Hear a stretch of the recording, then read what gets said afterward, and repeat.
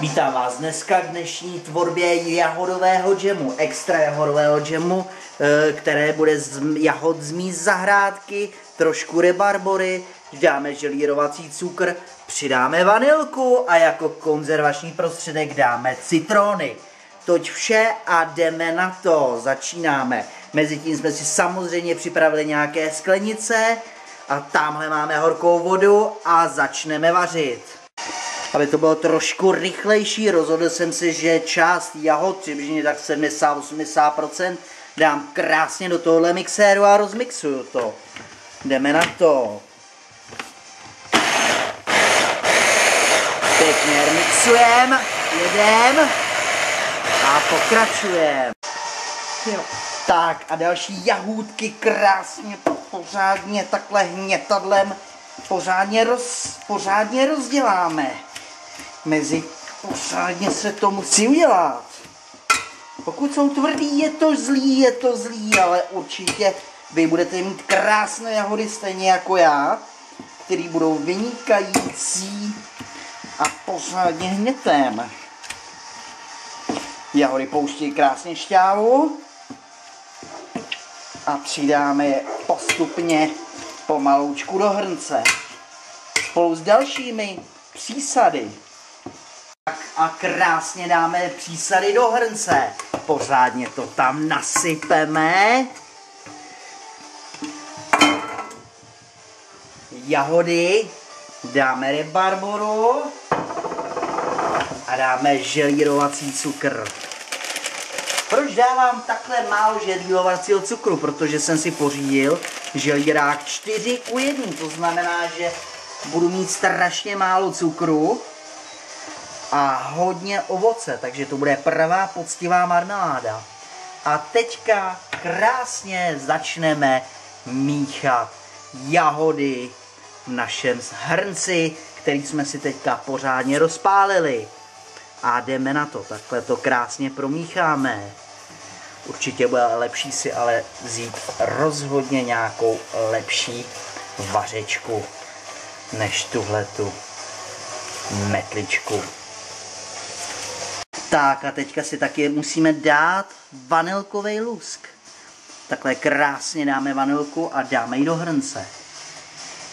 Jedeme dál. Pořádně to ještě dáme. Ono je taky nejlepší, když ji tam rovnou dáme celou, protože ono vám to stejně nepůjde vodenda. Šup tam s tím. Ten vanilkový list potom v každém případě vyndáme. Já jsem řekl list, ale jedná se o lusk. Tak a tady máme čerstvě vymačkaný citron, protože citron je konzervační prostředek.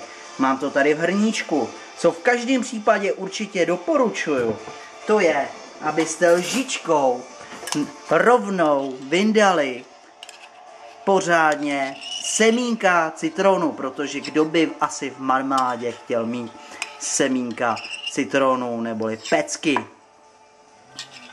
Pořádně to vyndám. Mezitím samozřejmě míchám neustále marmeládu, která se nám vaří v hrnci. Tak, myslím, že už to mám vyndaný. A šup tam s tím. Citronová šťáva je ten nejlepší konzervační prostředek. Pořádně to ohulíme. Pořádný oheň. A my vaříme přibližně kolem 7 minut. Někdo říká i 5 vařit, 6, 7. Ono je to strašně složité. Ale nechám to 7 minut povařit a potom to budeme dávat do skleniček. Teď. Nyní začneme plnit marmeládu do skleniček. Skleničky jsme si pořádně umyli. A potom, co je dost důležité, je, aby víčka jste si dali do horké vody, protože ty budeme potřebovat k tomu, aby nám marmeláda dlouho, ale dlouho vydržela. Tak, nyní dovíčkováváme poslední sklenice. Pořádně svíčka utáhněte a každou sklenici s marmeládou, kterou takhle máte, vždy dejte dnem nahoru, protože je to potřeba, aby ta vaše sklenička krásně mohla vydržet pořádně dlouho. A utáhneme.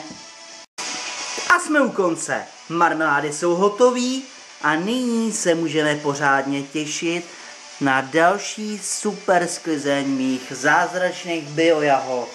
A proto si udělám další a další marmelády. A máte-li zájem, udělejte si je také.